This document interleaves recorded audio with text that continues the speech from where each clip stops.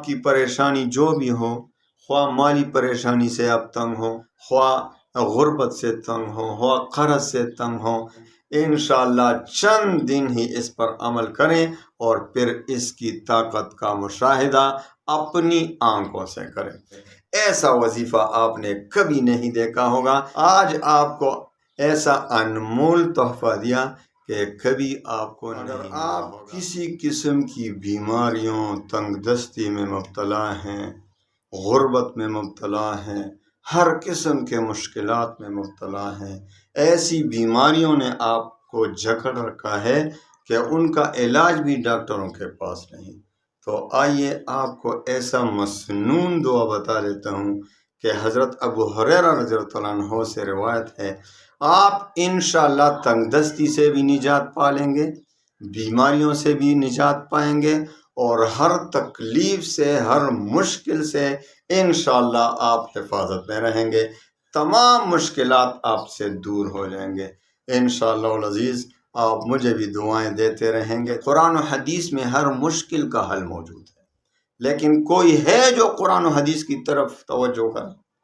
تمام دنیا و آخرت کے مشکلات کا حل قرآن و حدیث میں موجود ہے۔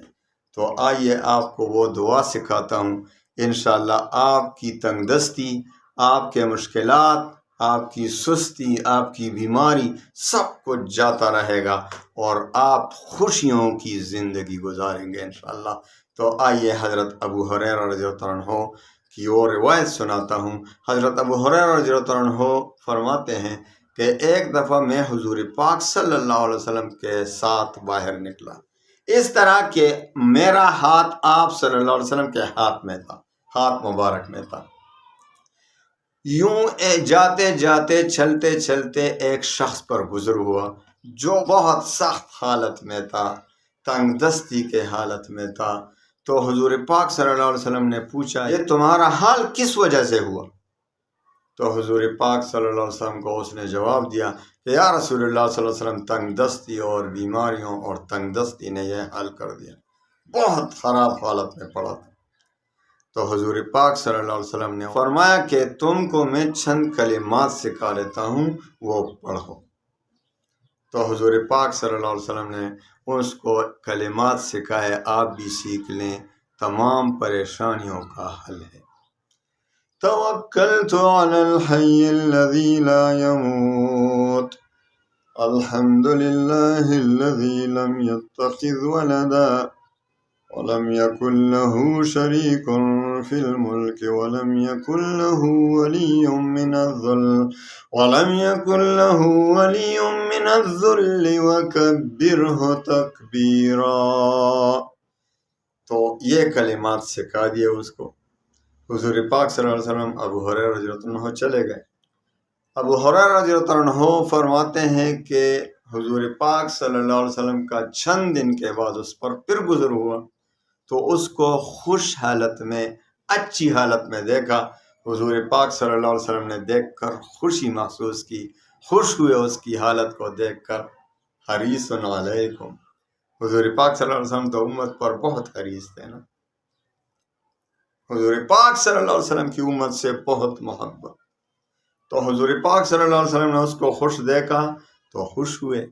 حضور پاک صلی اللہ علیہ وسلم نے حالت پوچھی تو اس نے عرض کیا، یا رسول اللہ صلی اللہ علیہ وسلم، جب سے آپ نے وہ کلمات مجھے سکھائے تھے میں برابر پڑھتا ہوں، تو اسی کی وجہ سے اس کی حالت کہاں سے کہاں پہنچ گئی۔ میرے پیارے بھائیوں بہنوں، اتنا آسان وظیفہ آپ کو کدھر ملے گا، اور اتنا مضبوط، اتنا طاقتور وظیفہ کہ خود حضور پاک صلی اللہ علیہ وسلم کا دیا ہوا وظیفہ ہے۔ تو آپ کو ایسا وظیفہ کہاں سے ملے گا؟ اس میں زیادہ طاقتور وظیفہ کہاں ملے گا آپ کو؟